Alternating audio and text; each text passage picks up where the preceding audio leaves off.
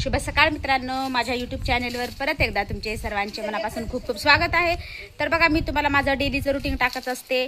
तर म्हटलं चला तुम्हाला मी आज आमचं गार्डन दाखवते, कारण काहीतरी वेगळं तुमच्यासोबत शेअर करावं असं मला वाटलं। तर चला मी तुम्हाला आमचं गार्डन दाखवते। तर बघा, हे आमचे गार्डन आहे, छोटंसं गार्डन आहे आणि गार्डनमध्ये अनेक प्रकारची रोपं आहेत, तुम्हाला मी दाखवते। आणि मेन हे आंब्याचं झाड आहे।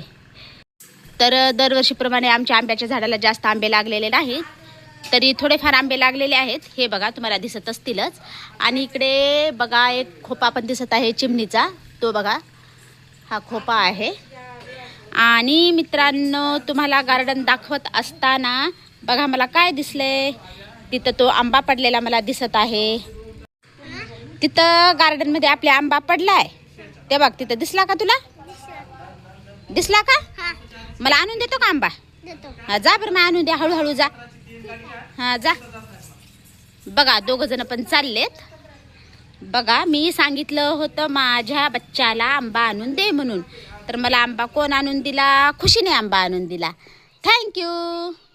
आणि टावेल उचल, टावेल उचल। हे आहे पपईचं झाड, आणि या पपईच्या झाडाला पण फार छान पपया लागलेल्या आहेत। आणि इकडे बघा, ही माझी मम्मी आहे, डोक्याला मेहंदी लावून बसली आहे, हो का। आणि हा बघा आमचा गरीब भाऊ बिचारा। त्यानंतर बघा, हे आहे चमकुरा, गार्डनमध्ये आम्ही थोडासा चमकुरा लावलेला आहे। त्यानंतर हे बकेटामध्ये तुम्हाला नारळाचं रोप दिसत असेल, ते पण लावलेलं आहे। आणि तुळस ही आयुर्वेदिक आहे, तुळस सर्वांच्या घरी असायला पाहिजे, कारण सर्दी खोकल्याला तुळस ही कामाला येते। आणि तुळशीचे अनेक फायदे असतात। तुळस ऑक्सिजन सोडतं आणि कार्बन डायऑक्साईड आत घेतं। हे बघा, अशा पद्धतीनं हे आमचं एक छोटंसं गार्डन आहे। मित्रांनो, तुम्हाला आवडलं का? मला नक्कीच कमेंट करून सांगा। चला तर मग असेच आपण पुढील व्हिडिओमध्ये भेटूया। बाय।